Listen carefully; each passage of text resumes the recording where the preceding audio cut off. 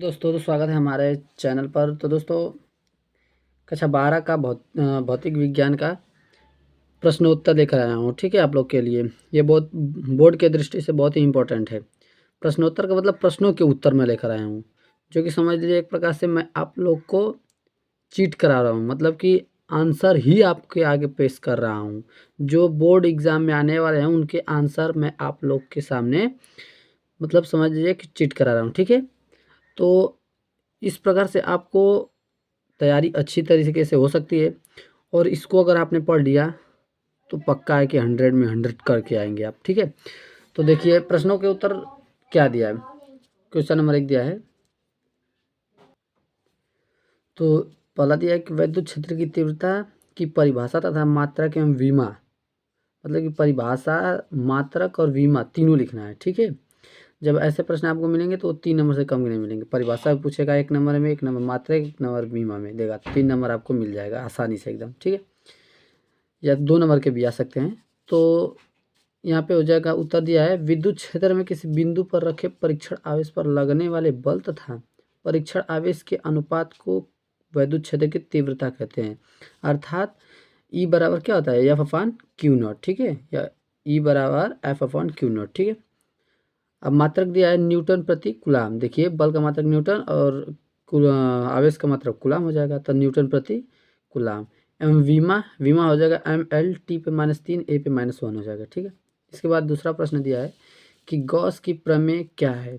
तो गॉस की प्रमेय क्या है, तो उसके देखिए आंसर कैसे लिखेंगे उसको, कि किसी बंद पृष्ठ से गुजरने वाला वैद्युत फ्लक्स उस पृष्ठ द्वारा परिबद्ध कुल आवेश का 1/ε0 गुना होता है।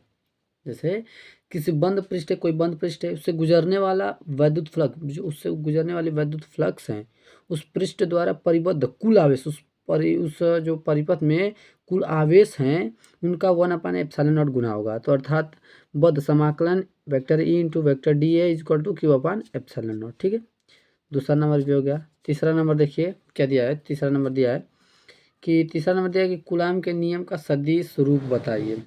तो कूलाम का नियम का सदिश रूप तो क्या हो जाएगा, कूलाम के नियम का देखिए दिया है कि वेक्टर F12, हाँ, वेक्टर 1 2 इज इक्वल टू 1/4 पाई यहाँ पे 4 पाई होगा, आर दिया है। ठीक है, 4 पाई ε0 Q1 इंटू Q2 अपन में आर का स्क्वायर 1 2, और आर का यहाँ पे कैप हो जाएगा। ठीक है, आर का कैप है 1 2। ठीक है, ये 1 2 मतलब समझ रहे हैं ना, अगर यहाँ पे 1 2 दिया है तो यहाँ पे भी 1 2 हो जाए, मतलब 12 दिया है तो 12। आपको तो कूलाम का नियम पता होगा कि एफ बराबर 1/ε0 Q1 इंटू Q2 अपान में आर स्क्वायर, ये तो पता है। लेकिन सदिश रूप में लिखना है तो अगर एफ है, आप अगर 12 लिखना चाहते हैं तो जो आर है, जितने आर आप लिखेंगे उन पे 12 लिख देंगे, या तो 21 यहाँ पे हो सकता है, तो 21 होगा तो यहाँ पे भी 21 कर देंगे आर के स्क्वायर पर भी, और यहाँ पे आर कैप भी हो जाएगा। ठीक है, कूलाम के नियम में तो आर कैप नहीं होता है, मगर यहाँ पे सदिश रूप कहेगा तो यहाँ पे कैप पे आप लगाना पड़ेगा। ठीक है, तो ये हो जाएगा।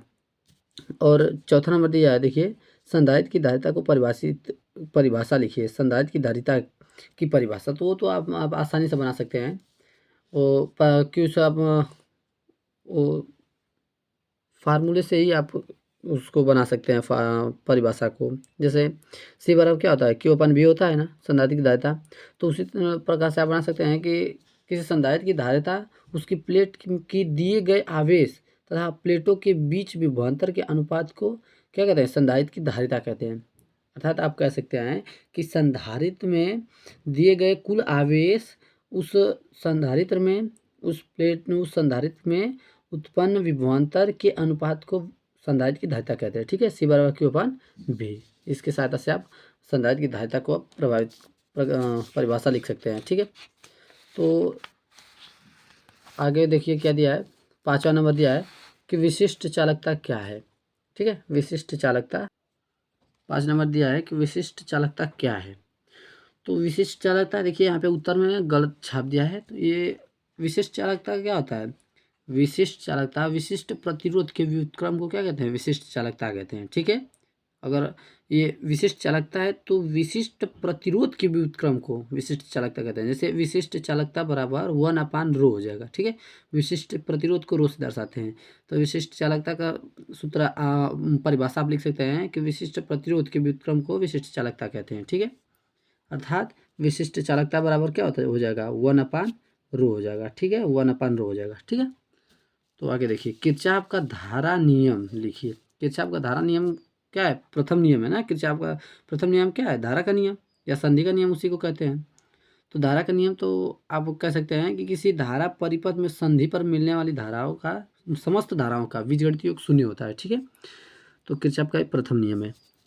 और 7वां नंबर दिया है कि आवेश की गतिशीलता क्या है, तो अनुगमन वेग और विद्युत क्षेत्र की तीव्रता के अनुपात को ही क्या कहते हैं, आवेश की गतिशीलता कहता है। अर्थात म्यू बराबर क्या हो जाएगा, BD अपान में ई हो जाएगा। देखिए BD अपान में ई हो जाएगा। ठीक है, तो इस तरह से 7 प्रश्न कंप्लीट हुए। देखिए 8 नंबर दिया है कि 1/ε0 इंटू म्यू नॉट का मात्रक MV मा, तो मात्रक हो जाएगा मीटर प्रति सेकेंड, क्योंकि निर्वात में प्रकाश की चाल क्या है, मीटर प्रति सेकेंड। तो ये C बराबर ही तो यही होता है ना, C बराबर ही तो ये होता है 1/ε0 म्यू नॉट, तो मीटर प्रति सेकेंड हो जाएगा मात्रक, और वीमा हो जाएगा LT/-1 हो जाएगा। ठीक है, अब 9 नंबर दिया है लॉरेंज बल क्या है, तो लॉरेंज बल तो बहुत ही सिंपल है, चुंबकीय क्षेत्र में गतिमान आवेश पर लगने वाला बल, मतलब कि किसी चुंबकीय क्षेत्र में कोई आवेश गतिमान है जो गति कर रहा है, तो उस पर एक बल कार्य करता है, वो जो चुंबकीय बल कार्य करता है, तो उसी को हम कहते हैं लॉरेंज बल कहते हैं। ठीक है, तो अब 10वां नंबर दिया है कि बायो सेवर्ट के नियम का सदिश रूप। बायो सेवर्ट का सदिश रूप, तो बायो सेवर्ट का नियम तो आपको सभी लोग को पता है कि तार के अल्प दूरी के लिए ज्ञात किया जाता है। तो इसके लिए हम क्या, उसका सूत्र क्या है, DB इज इक्वल टू क्या हो जाएगा, म्यू नॉट अपन 4 पाई आई इंटू DL साइन थीटा होता है, आई इंटू DL साइन थीटा अपन में R² होता है। ठीक है, लेकिन सदिश रूप लिखना है तो इस तरह से हो जाएगा, vector DB is equal to mu naught upon 4 pi I, और कोष्टक में हो जाएगा DL, वेक्टर DL और क्रॉस वेक्टर R अपान में वेक्टर R³ हो जाएगा। ठीक है, सदिश स्वरूप लिख रहा है तो इस तरह से हो जाएगा। 11वां नंबर दिया कि स्वप्रेरण क्या है, मतलब किसी कुंडली से संबद्ध चुंबकीय फ्लक्स में परिवर्तन, मतलब कि किसी कुंडली से संबद्ध, मतलब कि बंद कुंडली में अगर उसमें वो चुंबकीय फ्लक्स में परिवर्तन किया जाता है, उस कुंडली में चुंबकीय फ्लक्स परिवर्तन किया जाए तो उसी में स्वयं क्या हो जाता है, प्रेरित विद्युत वाहक बल उत्पन्न होता है, जिसे हम कहते हैं स्वप्रेरण, मतलब कि स्वयं के द्वारा प्रेरित होना। ठीक है, तो स्वप्रेरण हो जाएगा।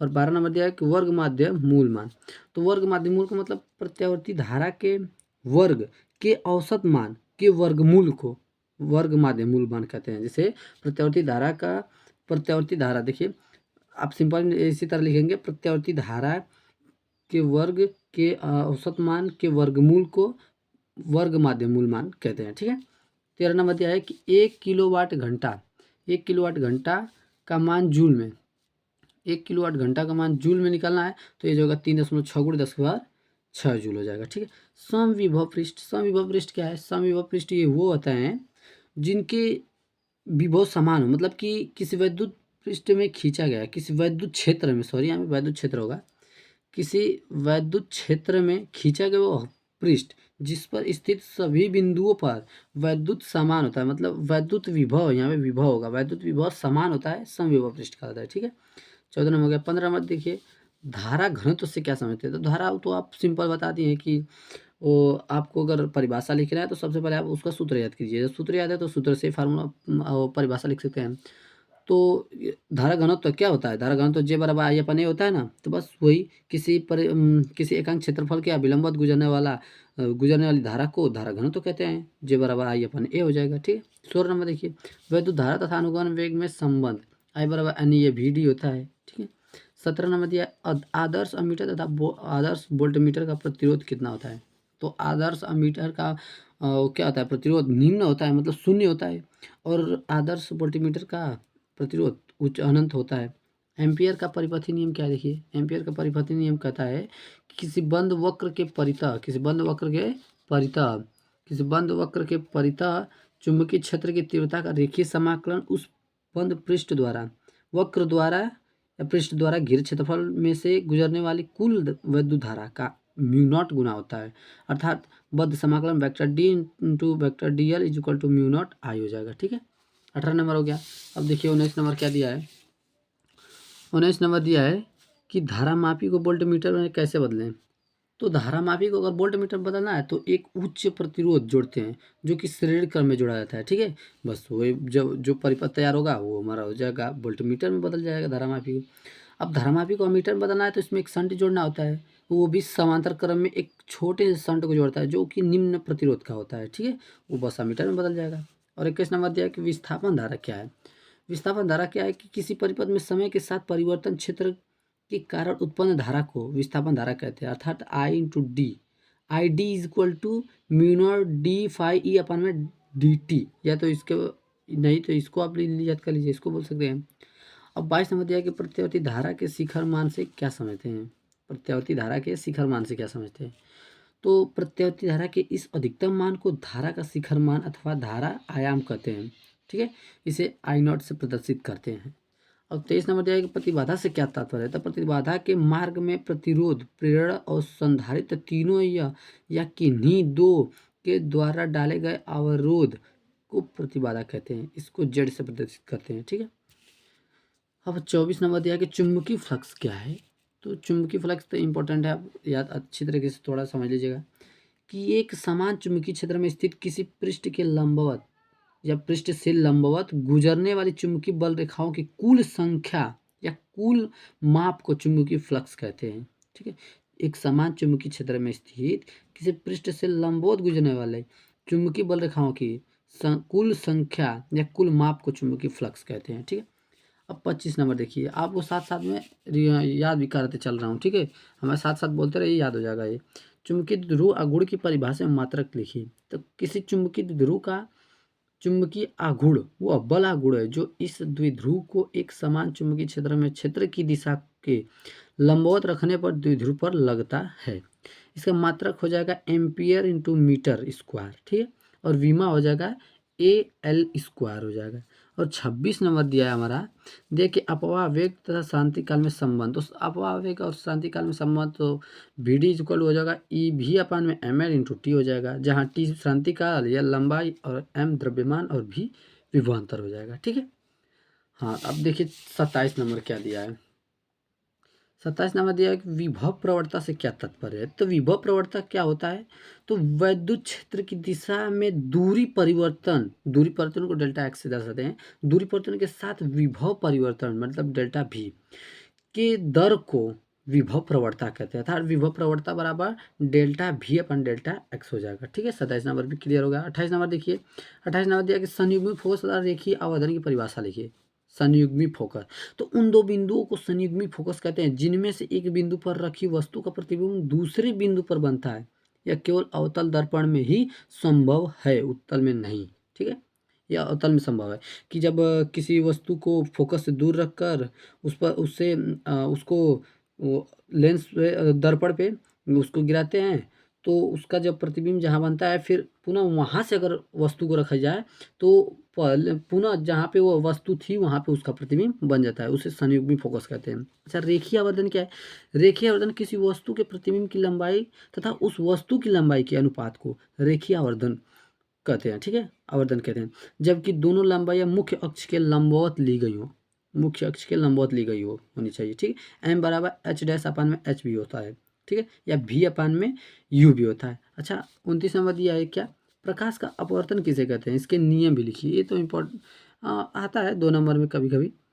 प्रकाश का अपवर्तन, प्रकाश किरण जब, या तो आप इस तरह कर सकते हैं, प्रकाश का अपवर्तन किसे कहते हैं, जब किसी विरल माध्यम से सघन माध्यम में किसी प्रकाश को डाला जाता है तो वह विरल सघन माध्यम में अविलंब की ओर झुक जाती है तथा सघन माध्यम से विरल में भेजी जाती है तो अविलंब से दूर हो जाती है। उसे हम कहते हैं प्रकाश का अपवर्तन कहते हैं, उसके गुण को, ठीक है। तो वो हो जाएगा। इसके नियम क्या है, आपतित किरण और आपतन बिंदु पर डाला गया विलंब तथा अपवर्तित किरण तीनों एक ही तल में होते हैं, ठीक है।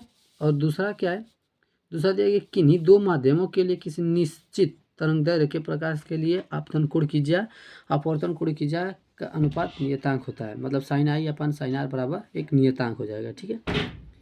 नोट में क्या है, इस घटना में प्रकाश की चाल तरंगदैर्घ्य बदल जाती है, आवृत्ति नहीं बदलती है, ठीक है।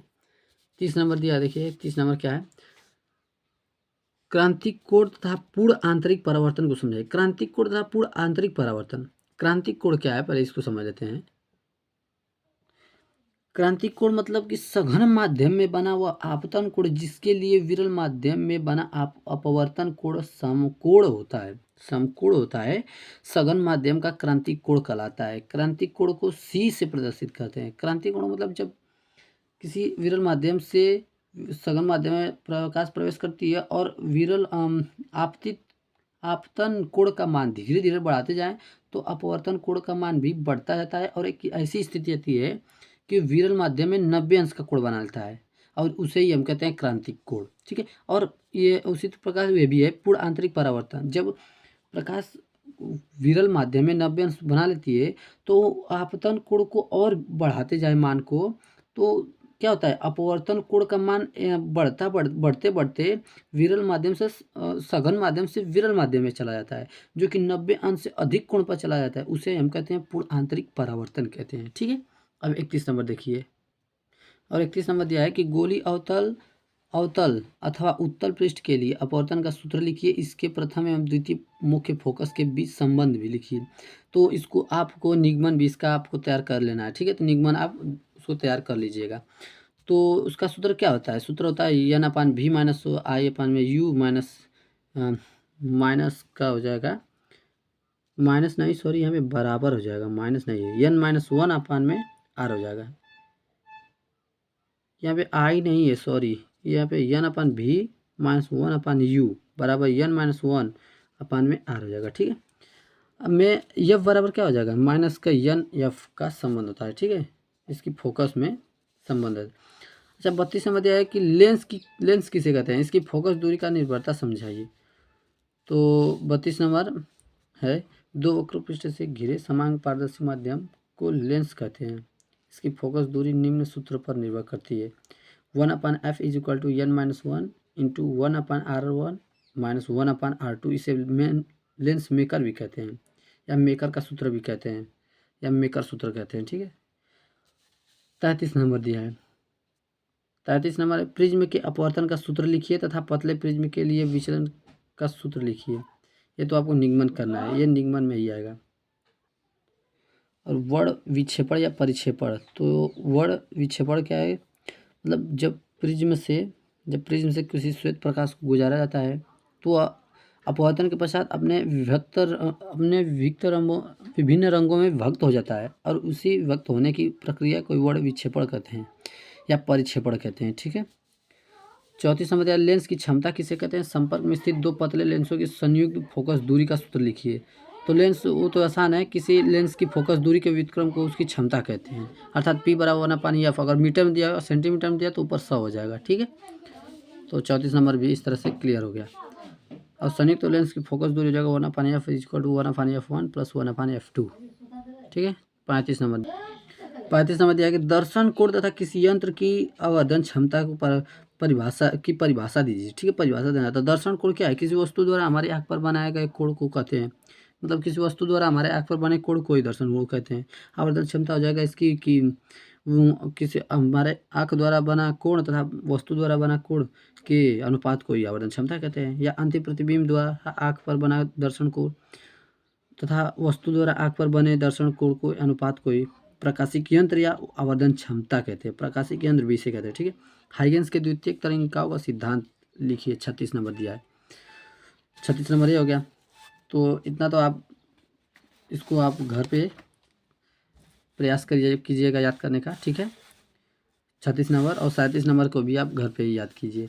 37 नंबर दिया है कि व्यतिकरण किसे कहते हैं? इसकी आवश्यक शर्तें लिखिए। ठीक है, व्यतिकरण किसे कहते हैं, मोस्ट इंपॉर्टेंट है। और 38 नंबर दिया है कि प्रकाश के ध्रुवण से आप क्या समझते हैं? तो ये समझ लीजिए कि ये भी मोस्ट ही इम्पोर्टेंट है, मोस्ट इम्पोर्टेंट है ये। ठीक है, ये बार बार पूछे जाते हैं। अब देखिए 39 नंबर क्या दिया है। 39 में दिया है कि प्रकाश वैद्युत प्रभाव किसे कहते हैं? प्रकाश वैद्युत प्रभाव मतलब किसी धातु पर जब प्रकाश गिरती है तो मतलब प्रकाश पड़ती है तो उससे उस धातु से इलेक्ट्रॉन का उत्सर्जन होता है, जिसे प्रकाश वैद्युत प्रभाव कहते हैं। मतलब प्रकाश के द्वारा प्रभावित होना। ठीक है, वह प्रकाश वैद्युत प्रभाव हो जाएगा।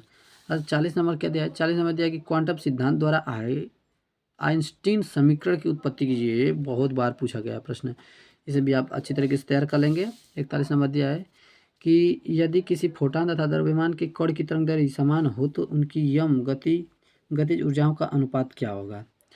तो देख लीजिए किस तरह से किया गया है, इसे भी आप अच्छी तरीके से तैयार कर लेंगे। ठीक है, अब देखिए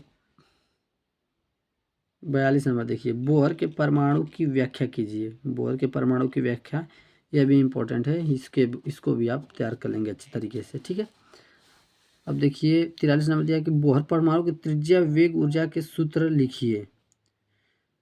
तो इसको भी आप अच्छी तरीके से तैयार कर लेंगे। बोहर परमाणु की त्रिज्या वेग ऊर्जा का सूत्र लिखिए। और 44 नंबर दिया है कि युग्म उत्पादन तथा युग्म विनाश का समीकरण लिखिए। तो युग्म विनाश और युग्म उत्पादन का भी सूत्र आप लिख लेंगे, समीकरण लिखना है, सॉरी।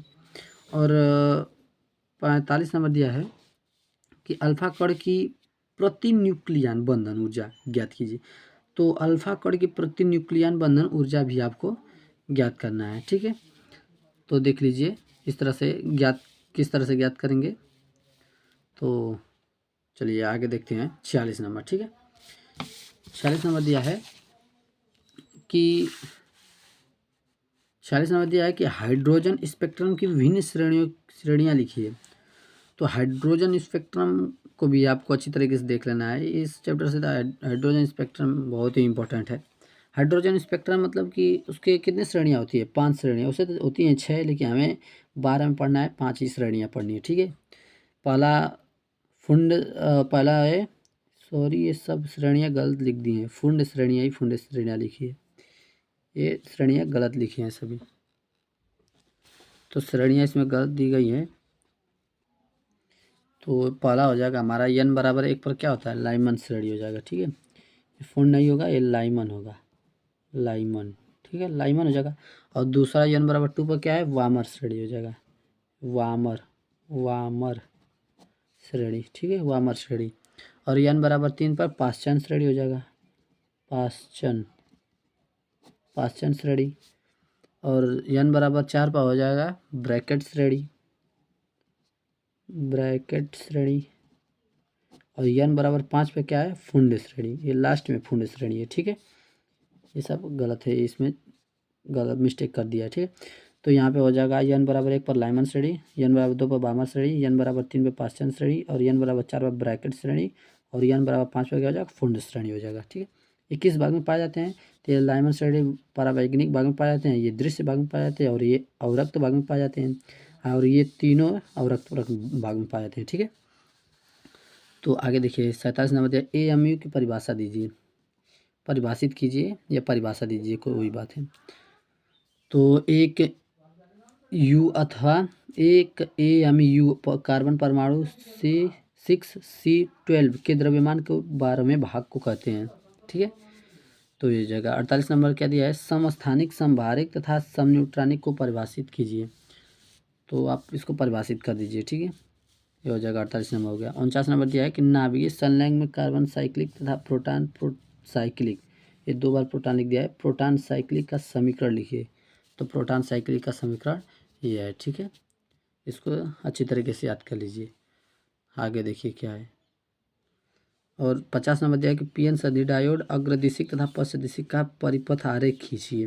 ठीक है, तो अग्रदिशिक अवक्षय परत पतली होती है कब, जब ये दोनों इधर के कोटर और इलेक्ट्रॉन जब क्या करते हैं, गति करते हैं या आकर्षण का अनुभव करते हैं, तो ये जो पतली परत है, ये जो परत है ये दब जाती है, और दबने के पश्चात ये पतली हो जाती है। ठीक है, तो इस तरह से वो क्या हो जाए, अग्रदिशिक हो जाए। और पश्चदिशिक क्या है, पश्चदिशिक ये है, पश्चदिशिक का ये इलेक्ट्रॉन जो है बाहर गति करने लगते हैं, और कोटा भी बाहर की ओर गति करने लगते हैं, जिससे उसका परत जो क्या है, फैल जाती है। और 6 परत क्या है, जो फैल जाती है, तो चौड़ी हो जाती है। ठीक है, तो ये हो जाएगा, चित्र हो जाएगा इसका। और इसके बारे में भी आप अच्छी तरीके से तैयार कर लेंगे, क्योंकि ये बोर्ड एग्जाम में हमेशा आता है, हमेशा PN सदी डायोड, उसके बारे में अच्छी तरीके से आपको तैयार करना है। ठीक है, पूर्ण तरंग दृष्टिकारी और तरंग दृष्टिकारी के रूप में सबको आप अच्छी तरीके से तैयार कर लेंगे। और 51 नंबर क्या दिया है, 51 नंबर दिया है कि PN सदी डायोड का अर्ध तरंग तथा पूर्ण तरंग का परिपथ आरेख खींचिए। ठीक है, तो ये हो जाएगा हमारा आरेख है। देखिए ये अर्ध तरंग दृष्टिकारी के रूप में है, ये पूर्ण तरंग दृष्टिकारी के रूप में उसका परिपथ है। ठीक है, तो इसको आप अच्छी तरीके से देख लीजिए। तो आशा करता हूँ कि आप लोग को बहुत ही मदद मिला होगा, क्योंकि बोर्ड एग्ज़ाम भी बहुत करीब ही आ चुका है। अब मुश्किल से ज़्यादा दिन नहीं बचे हैं, अब आपको तैयारी करनी है, ठीक है। तो इस तरह से आप समझ लीजिए कि आपको मैं एकदम क्वेश्चनों के आंसर, मतलब कि जो चीटिंग होती है ना, चीटिंग में करा रहा हूँ आपको। क्वेश्चन यहीं से ही आएंगे, और इसको अगर आपने तैयार कर लिया ना, समझ लीजिए कि आप 90+ ही लाने वाले हैं, उससे कम नहीं लाने वाले हैं। तो इस तरह से आप तैयार अच्छी तरीके से कीजिएगा।